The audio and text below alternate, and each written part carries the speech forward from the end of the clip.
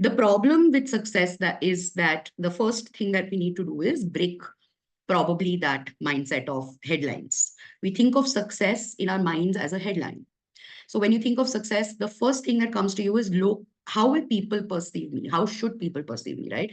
People should, or my LinkedIn should say, my resume should say, my relatives should say, my friends should say that I went to Harvard, like Harvard admit, 50 lakh package, startup founder, those headlines are what is guiding our success, but they are incomplete, obviously, and very misleading. So if we look at long-term studies, for example, like Gallup produced Great Jobs, Great Lives report, for instance, graduates who describe their lives as thriving, okay, the ones who describe their lives as thriving weren't necessarily the ones from brand name universities. And they were the ones who had like meaningful faculty mentorship, opportunities, experiences to apply their learning, strong peer networks, etc.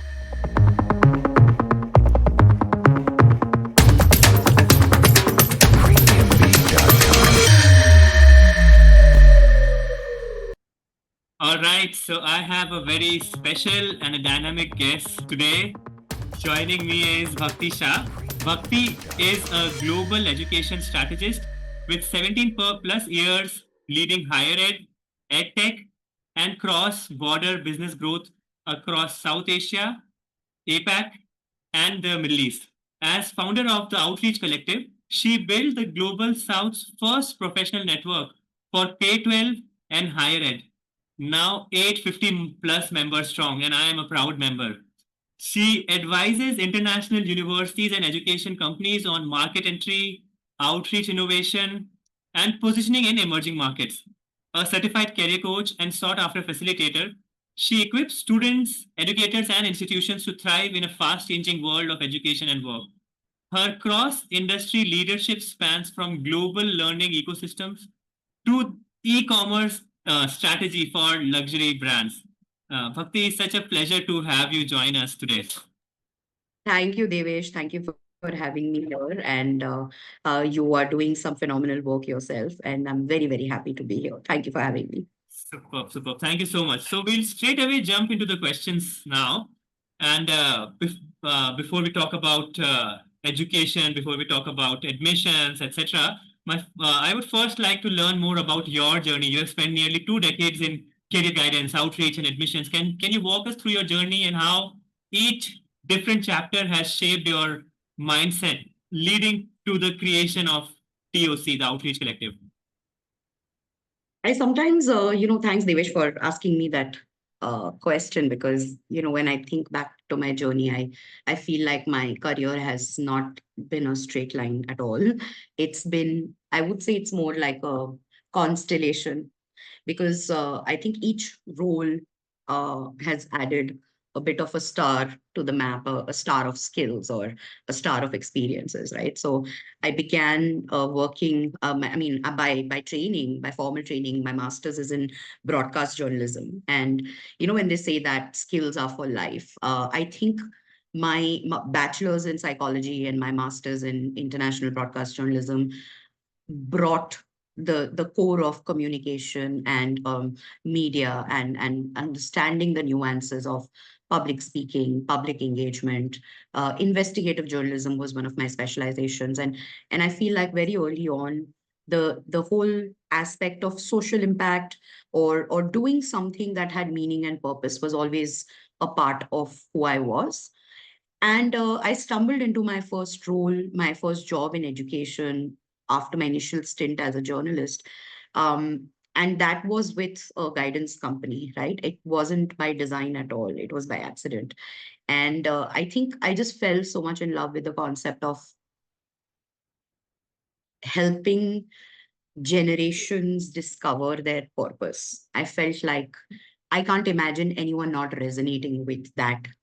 It's something that every person in this world resonates with, right? So it deeply resonated with me, and there was no looking back then from an industry perspective. So that's where I started seeing all sides of the story when it came to higher ed and career guidance, because I worked in a couple of guidance companies, and I saw the student side, I saw the parent side, I saw the the school aspect of things. I saw the perspective of a counselor, and then I also saw the perspective of the service providers in the ecosystem. So that sort of multiple perspective, access to that came to me very early. And then I moved into outreach and admissions and dealing with universities, and then working with universities, whether it was Indian or international. And that's where I saw a very different side of our ecosystem, which was a lot more transactional, about building pipelines and managing teams with very clear KPIs around admissions, enrollments, and then while maintaining thought leadership, because that's what education is at the core of it. You cannot do branding and marketing in education without thought leadership, as you're not like that. That's the absolute critical uh, requirement. So that gave me a lot of, I think that is what led to the comprehensiveness of my worldview when it comes to this ecosystem. And then what really struck me was the disconnect, because schools were preparing students in silos, universities were recruiting in silos, treating schools as feeders. Even now, that's not changed very much. It's changing gradually. And then service providers were treated as some, third class citizens, but they were doing some phenomenal work, and they were innovating in silos too, however. So the one person at the center, the student, was often just lost in translation, right? So I think after 15 years of toggling between these worlds, I realized that we needed a shared table. We were all sitting not just at different tables, we were in different rooms or different houses. And the idea was, how do you bring folks from different houses onto one table under one roof? And that's where the Outreach Collective was born, from that realization that a professional development ecosystem where K-12 higher ed industry could coexist beautifully, learn and collaborate, but also hold each other accountable. So that's where TOC was born out of. Fantastic, Bhakti. I really loved listening to you. The kind of command that you have on language, I think it's amazing. And the work that you are doing with Outreach Collective, I think it's phenomenal. And I've been there since the first year, since the very beginning. And the kind of community that there is, and I mean, if there is a organization or a group of people that I can call family, outside of my family, let's say, is TOC. So Right. moving forward, Bhakti, there's so many programs, institutions, kind of counselors offering different definitions of learning, guidance, success, etc. And families are often left confused.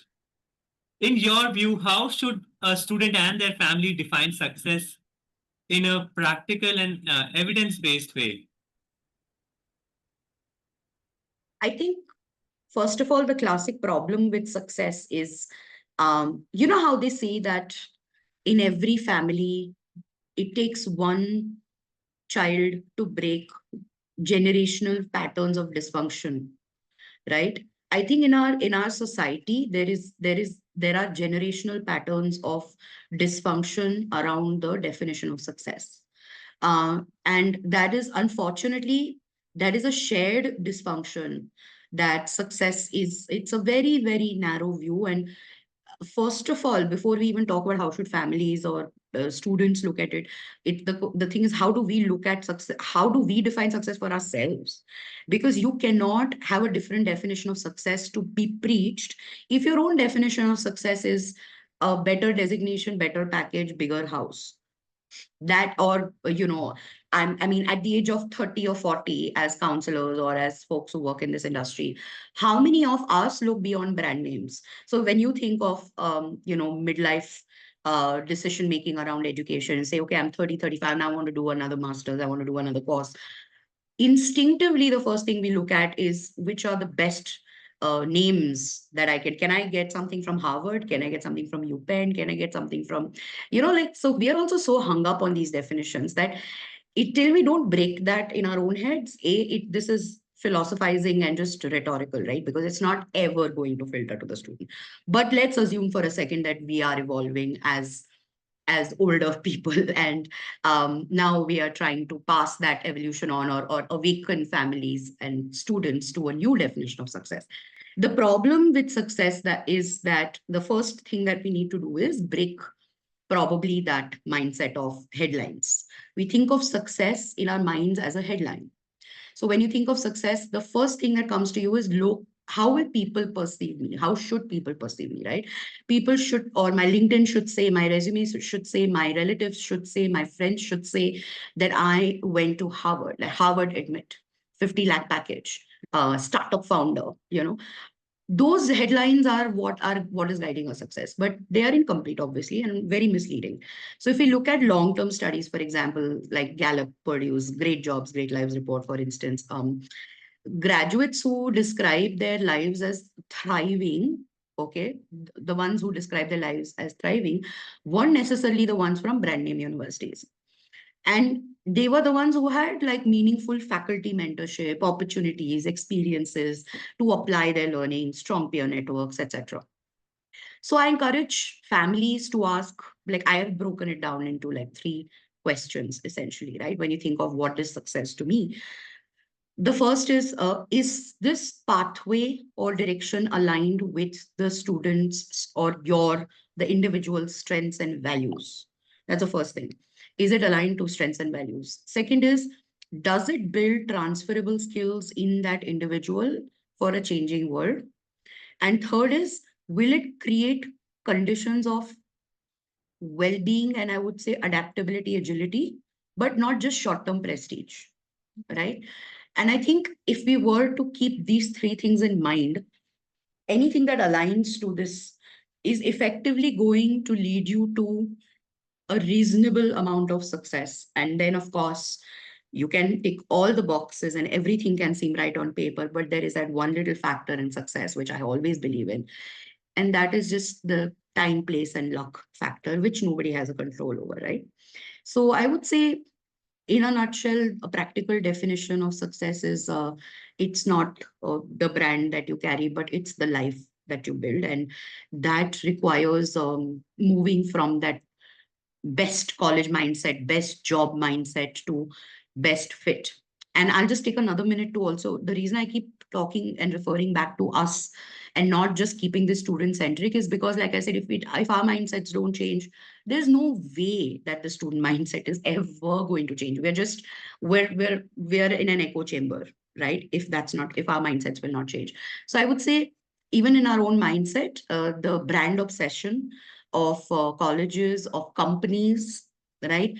A lot of folks don't like to join startups before they became glamorous, but unknown startups, unfunded startups, because they think it's not glamorous.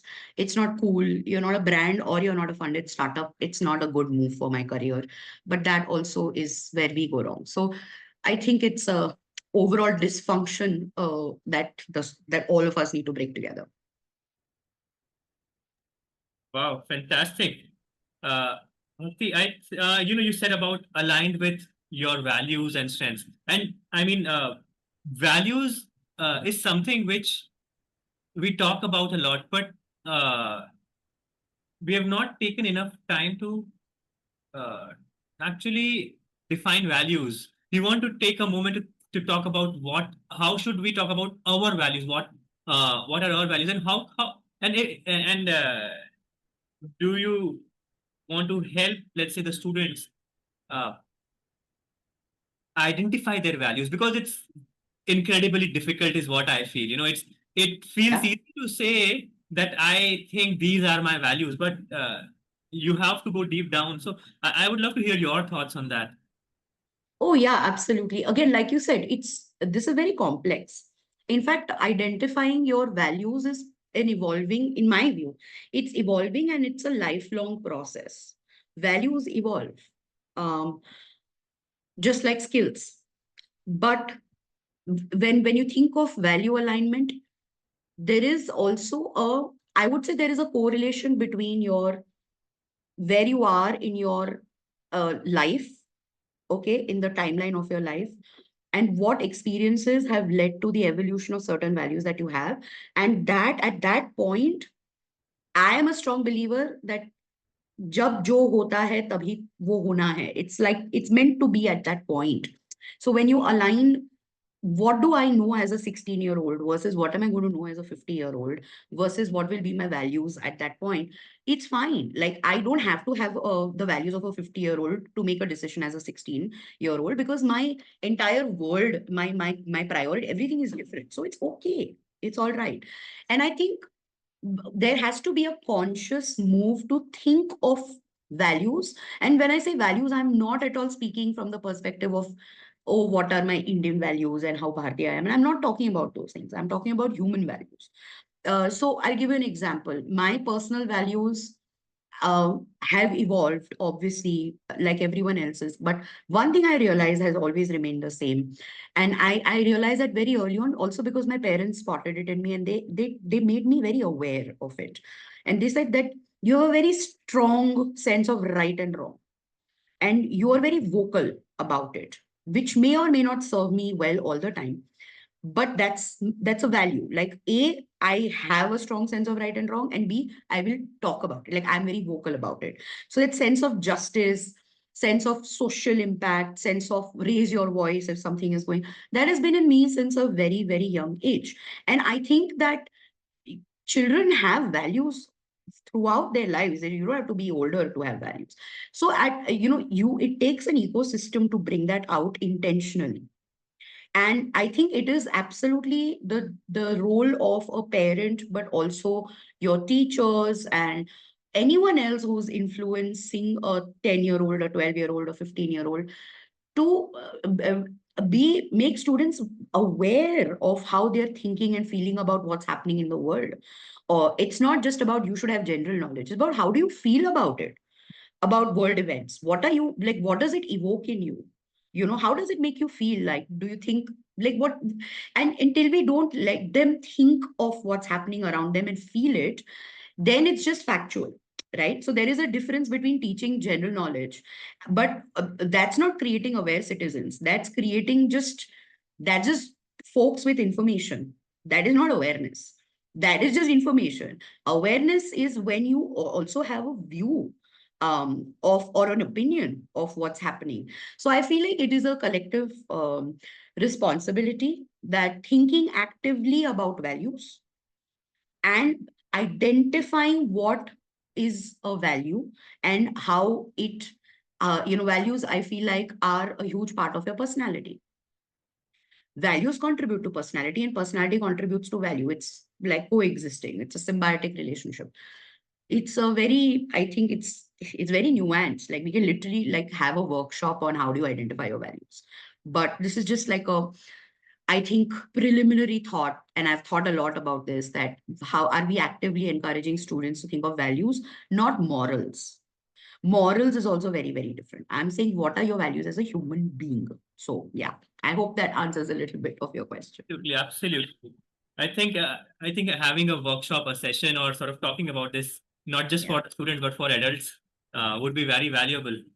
Yeah. But I think that those were some incredible thoughts. But you also talked about brands and students and families being very conscious about brands, and that's what my next question is all about. It's you've led admission teams for Indian and international institutions, and you have a unique perspective on higher education from both the context, and then from the third context is that you have also counseled students, so from a career counseling perspective. Now, how should families decide where to study? And I'm talking that in the front, from let's say from a geographical perspective, where should they study? Should they study in India or should they study abroad? So I think that is the question, and of course, feel free to talk more about how to decide. Basically, how can families decide where to study? Yeah? And Yeah. it's I know it probably requires a long explanation, but please feel free to take the time. Yeah. Yeah, no, I mean, it's not even an explanation, right? It's, I think, more than explanation. It's like I'm smiling because it took me back to my days of working with an Indian university. And then when I was working with an Indian university, I felt a certain way about international universities, and this is a bias, it's a cognitive bias, right? Like, I felt a certain way about international universities because I was representing an Indian university, and international universities were starting to give us very tough competition. Like, they were giving us very tough competition, right? So, and when we used to do our analysis, and we'd be like, oh my God, like some of our best students who are getting scholarships are actually choosing or considering an international university, which may actually not even be better than us, right? But why are they doing that? Oh, they're obsessed with the fact that it's in the US or UK or whatever. So that brought out a certain emotion in me.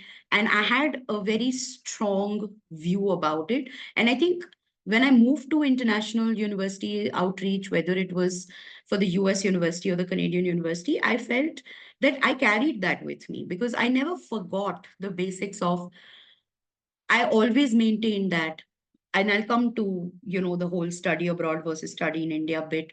But my own view in very strongly at the core of it, and whenever I'm speaking to parents, I tell them that if you have to mortgage anything, or if you have to take massive loans, it's never worth it. Never. No matter what, unless you, I mean, if you have a lot of money that you can just, if you have enough wealth to fund your child's education without breaking your back, do it. But if you have to, like, really really pay through your nose and at the cost of your family's safety, security, it's not worth it. Because I have seen a lot of families doing those things just for the label of studying abroad, and I have seen families undergo massive financial trauma. And it is something that generations pay for. It's not a 2-year trauma or a 5-year trauma. That kind of financial trauma that comes from taking big loans for education or for anything, but especially education, because it's recurring. It's not a one time thing. Studying the US for 4 years for undergrad, like 40, 50 lakhs a year, or 30, 40, even if you go to cheaper places, with accommodation, with tuition, with living expenses, and whatever else. It breaks the family financially for decades. And nothing is worth that trauma. So that's something I've always told families. And like, this is also one of the most emotionally loaded decisions, right, for families. So studying abroad, like, for example, I did my master's in the UK. And thankfully, and I chose the UK because this is 1 year. It made a lot of sense to me because I was like, I'm not doing 2 years in the US. It's just also way more expensive. Plus, I got scholarship. And that, along with, my father's support and a little bit of loan, I was able to manage, and I still felt the pressure of the loan. I had an education loan. And while I came from a reasonably well to do family, I paid my own loan. But I felt the pressure and how. And so that was tough despite the scholarship. So studying abroad, of course, as someone who's done that myself, it offers exposure, diversity of thought. It changes your worldview. And sometimes it's so life changing because it's not just your education, whatever. You meet people, you make friends for life. You may even meet your life partner when you're older. There are a lot of ancillaries that come about. It changes you forever, right? The same thing with India. Like, staying in India, obviously, other than the proximity, now I don't think proximity is such a big issue, especially because you have surrounding nations, like whether you have the GCC or you have Singapore. These are relatively closer, right? Or Europe, they're relatively closer than the US. Um, but I also feel like affordability and increasingly the question of quality, right? I think several Indian universities are climbing global rankings, which are again very questionable. I have a whole view on rankings. um, so I would not go by the Indian rankings or even international rankings for that matter. But they are trying to build world class infrastructure, and many of them are doing an outstanding job of it. So my advice is, when you're making the decision, treat it as a matrix of, I would say, three things, right? One is, what's your objective? So a matrix of objectives, opportunities, and then outcomes.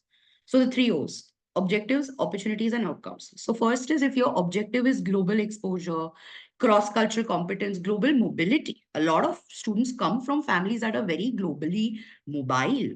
They are global citizens in the truest sense of the word. Then studying abroad makes all the sense, right? Second, if your objective is strong foundational learning, but with lower financial risk, like you don't want to risk too much, then India is a wiser choice. There is no, that's a no-brainer, and it's a great choice. And the third is, if the student is aiming at careers in like tech, design, research, then it is just, I mean, the third aspect of outcomes is also very college related. It's about the university. Then it doesn't matter what destination you're going to, right? So if you're going to a tier two college or a not so great college in Canada, or in the US, versus you're going to a fantastic college or university in India. And when I say fantastic, even Savitribai Phule University, Pune is amazing. Mumbai University, amazing. Delhi University, brilliant. So I would put these above some many and most of the universities that we are now seeing mushrooming and who are coming in, and they're not mushrooming, they've been there for a while, but now they're realizing India is the market. Let's go hunt in India because China is now difficult.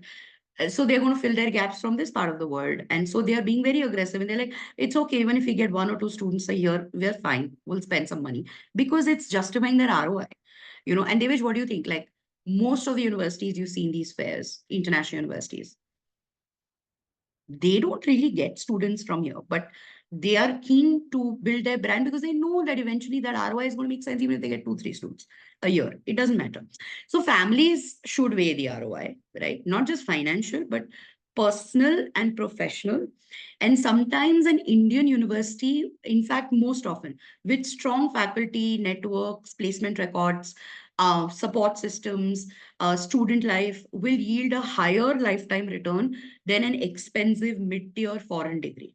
So the key is intentionality and not defaulting ever to West is the best. Like I am dead against that.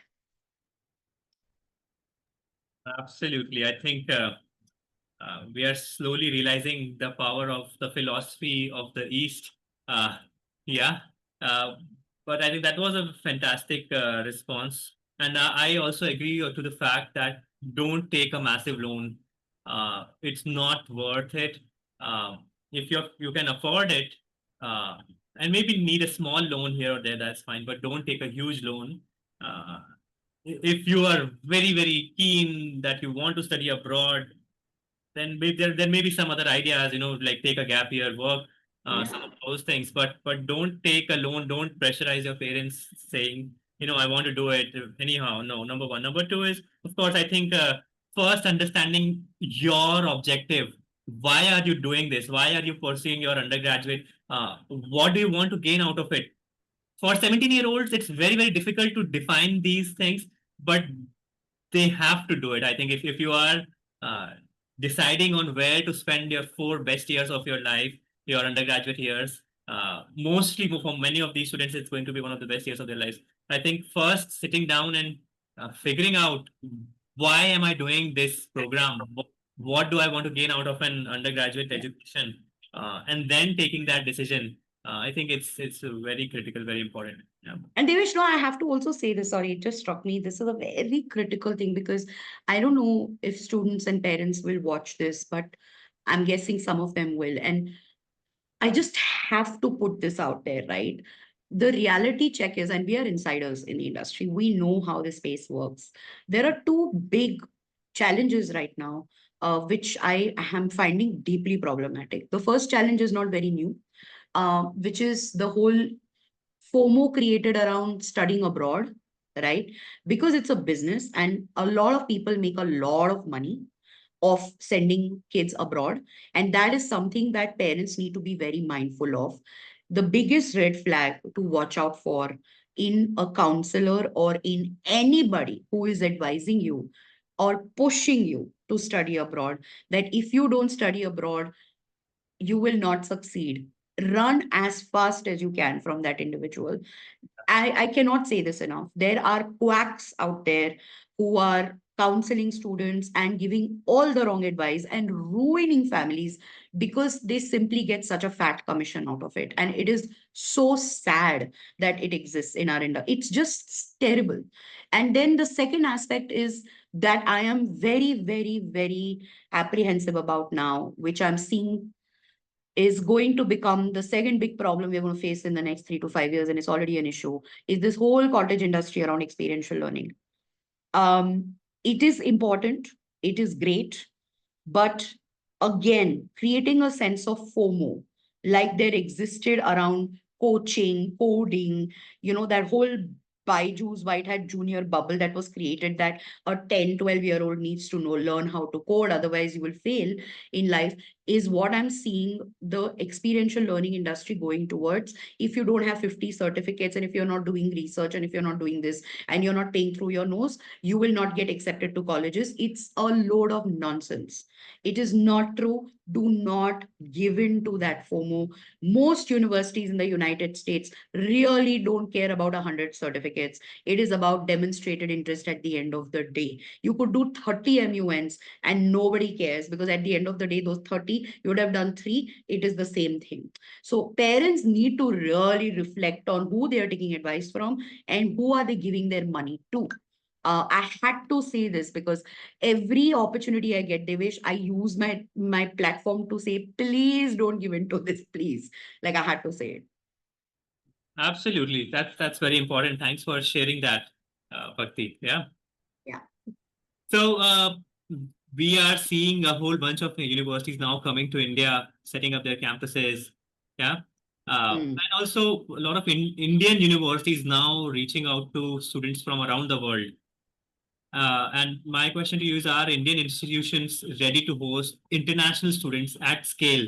Uh, Number one. Number two is, we're still getting there, of course, but what are some of the gaps that you see that still exist, and what steps can these universities take, or should they take, to attract the top global talent of not Hmm. just students but also faculty members? Yeah. I think Symbiosis does not get enough credit for doing what no Indian university has been able to do.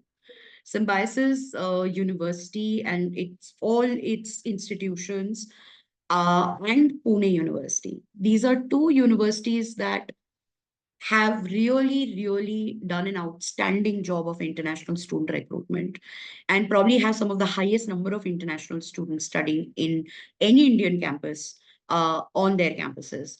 Symbiosis has been very mindful, intentional, and no, I'm not being paid to do this, but Symbiosis has, and because I grew up in Pune, I have grown up in the campus of Symbiosis to study in Ferguson, where I spend all my time with my friends in Symbiosis. It was just a cooler college to hang out with. So I have grown up seeing the Symbiosis international student trajectory, and I can tell you that it was not just that they were getting students from specific countries, whether it was in the GCC or Africa. They had students from all over the world, right? And they cracked it. And it was with the vision of Dr. Majumdar, but also, and very, very, they were doing international student outreach before it even was a thing to do. Um, I would say they cracked the government relationships, etc., very early on, and they created the right ecosystem. Plus, being in Pune, which is relatively a safer city for foreigners, and because of the existence of the Osho ashram, and there was this whole culture of having foreigners live amidst us, I think it really, really made it very conducive to symbiosis. But the short answer to your question, when it comes to most other universities, Ashoka is a little bit there, but they still don't have nearly the scale that Symbiosis does, at least unless I'm horribly wrong, but I don't think they do. The short answer is, are Indian institutions ready for international students? Not at all, not at scale. Not just from, they may want them, but they're not ready for them, because I think there are some bright spots. Like I said, Symbiosis, Ashoka, Jindal has a lot of them. I would say others have infra, whether it's Creya, Flame, Manipal, everybody has good infra. But India still lacks we lack a systemic framework for hosting global cohorts, right? Because the gaps are both hardware and software. So hardware is basically, I would define it as like student housing and campus safety. Safety is a huge thing. Um, Research facilities, basic infra, right? And then software, like the visa processing, cultural integration is a huge issue. international student offices and student support. Most Indian universities don't have a rock solid student support or student life office. Forget international. International is a very different thing. And I'm not being disdainful about it. I'm saying simply stating facts that we are yet to master student life offices in private new age Indian universities. Forget the public institutions. So I think new age universities can definitely stand out if they focus on certain things like building more academic credibility, through global research collaborations, because it's also about appeal. Are we appealing as a destination? Are we even trying? Most Indian universities that do these study like fairs in GCC, Africa, they are not even really targeting international students from there. They basically targeting folks of Indian origin. So when you go to a fair in Dubai and you see all these universities, like all the private universities setting up shop there, they are primarily focused on the Indian diaspora. They are not talking the language of attracting international students anyway, right? So I think their intention itself, the vision is just not there. And so you have to build more academic credibility. You have to be more appealing. You have to recruit international faculty, not just international students, because that's what truly makes an international university.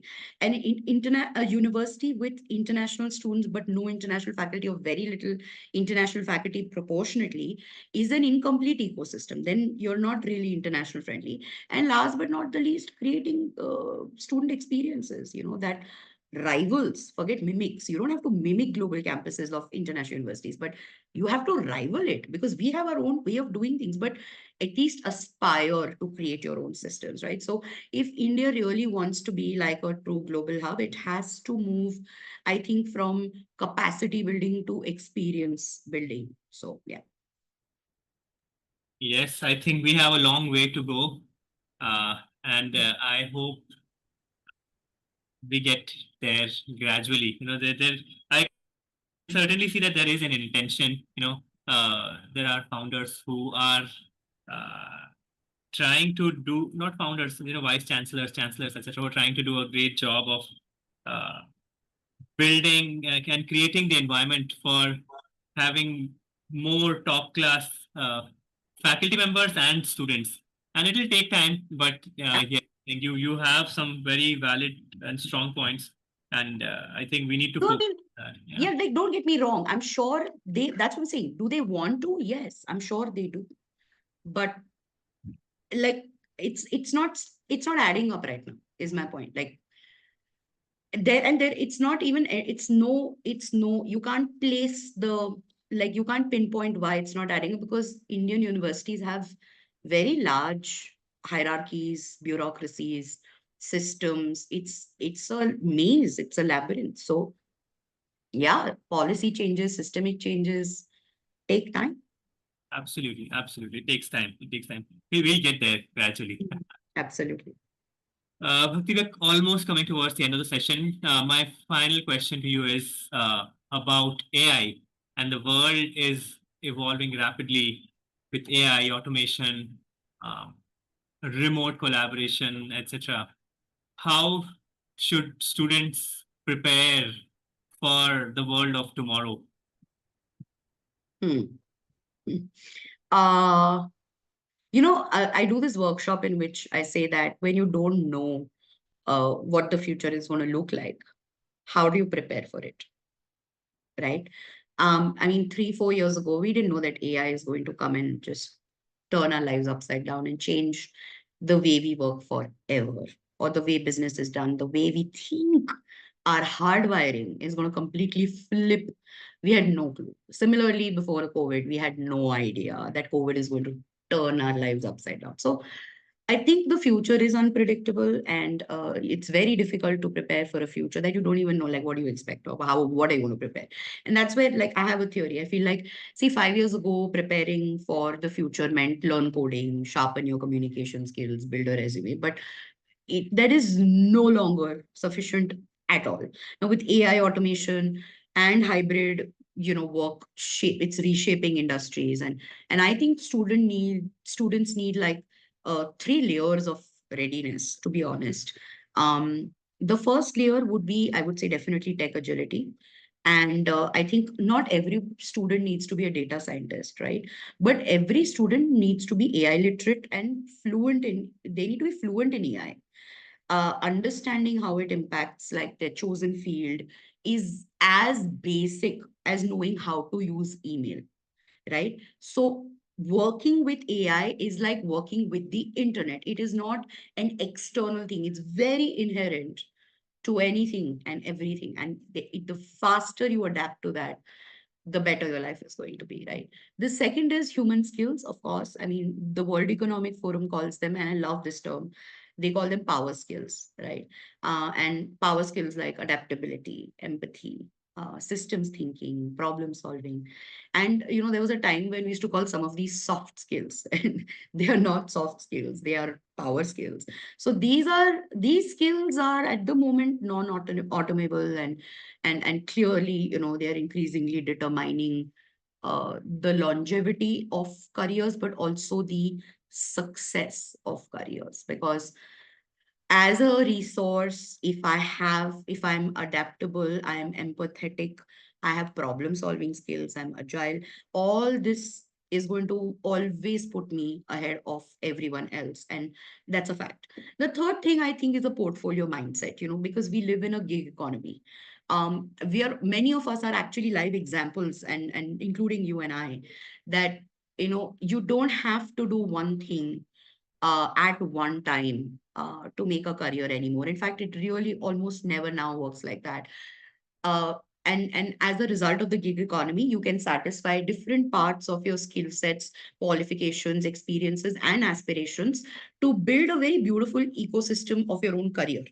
And so the portfolio mindset is like the era of like that one lifelong career is over. So students need to learn to build a portfolio of skills, experiences, networks that can be very beautifully worked at together and can remix across different careers, right? So internships or maker portfolios or side projects, and they are not they're not optional, like they are survival tools now.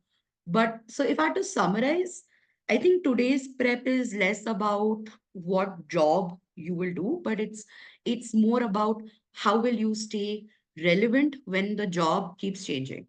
So it's about relevance. It's not about job. So yeah, I hope that answers your question. Absolutely, that's a perfect way to end this. And just to once again talk about the three things that you highlighted is AI is important. Learn AI, learn how to work with AI, learn how to enhance your work through AI.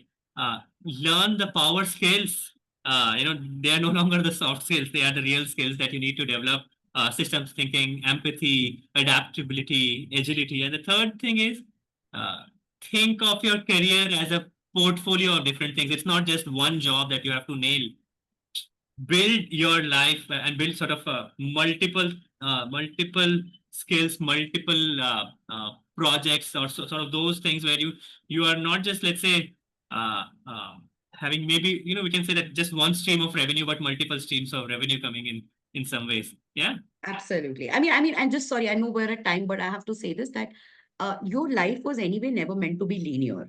We all have multiple intelligences. We have multiple learning styles. It's something that is we've always known, but the world was not built to accommodate that. But now the world has suddenly shifted to accommodate and accelerate that way of living, right? So I see a lot of students who say, but ma'am, I'm really good at a lot of different things. And I'm like, that's great. You're born at the best time ever.